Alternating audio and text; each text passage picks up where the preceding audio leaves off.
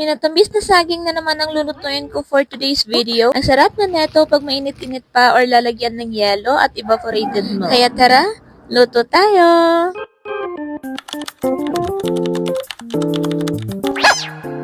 Today is Wednesday, so for today's vlog, magluluto nga tayo nitong minatamis na saging at lalagyan natin ng sago. Bago yan, bumili muna kami nitong saging na saba. Classmate ko pala yung nagtitinda dyan, baka maka-discount pa tayo.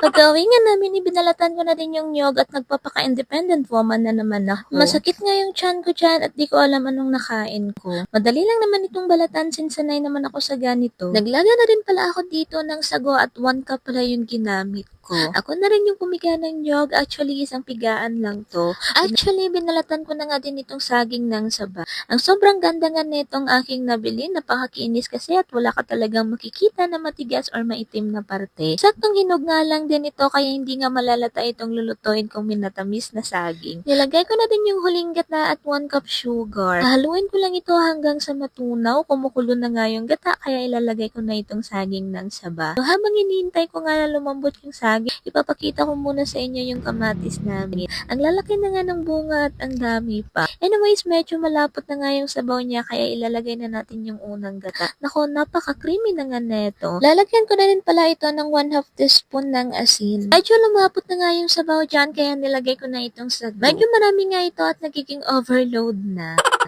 Malapit na nga maluto itong minatamis na saging. Ang sarap na neto pang merienda pag mainit pa or lalagyan ng yelo. O siya, bibitirin ko naman ulit kayo. Thank you so much for always watching everyone. Na-appreciate ko talaga yung palaging panonood nyo sa mini vlog ko. Kaya tara, kain tayo!